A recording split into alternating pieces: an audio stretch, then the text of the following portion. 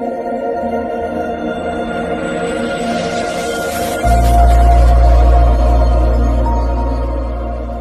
एक छोटे से गांव की कहानी है। गांव के किनारे पर एक पुराना और सुनसान हवेली थी, जिसके बारे में कहा जाता था कि वहां भूत रहते हैं। लोग कहते थे कि रात के समय वहां से अजीब आवाजें आती हैं, जैसे किसी के रोने या हंसने की। कई सालों से कोई उस हवेली के पास नहीं जाता था। कहानी की शुरुआत गांव के ही एक युवक अर्जुन को इन बातों पर यकीन नहीं था। उसने तय किया कि वह इस रहस्य को सुलझाएगा।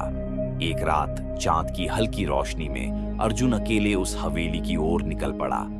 हवेली के अंदर जब अर्जुन हवेली में दाखिल हुआ तो अंदर चारों ओर धूल और मकड़ी के जाले थे। अचानक उसे लगा कि कोई उसके पीछे चल रहा है। उसने पीछे मुड़कर देखा, पर वहां कोई नहीं था। तभी उसे एक दरवाजा दिखा जो खुद ब खुद खुलने लगा। डरते डरते वह अंदर गया। अंदर एक महिला की तस्वीर लगी थी जो बहुत पुरानी लग रही थी। तभी एक ठंडी हवा का झोंका आया और उसे ऐसा महसूस हुआ कि कोई उसके पास खड़ा है। उसने एक हल्की सी आवाज सुनी, कौन हो तुम? अर्जुन ने साहस जुटाकर कहा, मैं अर्जुन हूं। यहां यह जानने आया हूं कि लोग इस हवेली से क्यों डरते हैं। भूत का राज। तभी एक धुंधली आकृति प्रकट हुई। वह एक महिला का भूत था। उसने अर्जुन को बताया कि वह इस हवेली की मालकिन थी, जिसे कई साल पहले उसके लालची रिश्तेदारों ने मार दिया था। उसकी आत्मा इस हवेली में फंसी हुई थी और उसे मुक्ति चाहिए थी। अर्जुन ने पूछा, मैं आपकी कैसे मदद कर सकता हूं?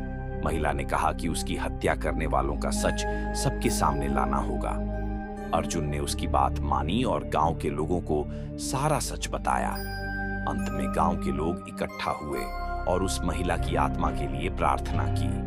कुछ दिनों बाद वह हवेली हमेशा के लिए शांत हो गई। अर्जुन ने साहस और बुद्धिमानी से गांव के लोगों का डर दूर किया और उस महिला की आत्मा को मुक्ति दिलाई। कहानी का संदेश यह है कि हमें डर से नहीं, बल्कि सच्चाई और साहस से हर समस्या का सामना करना चाहिए।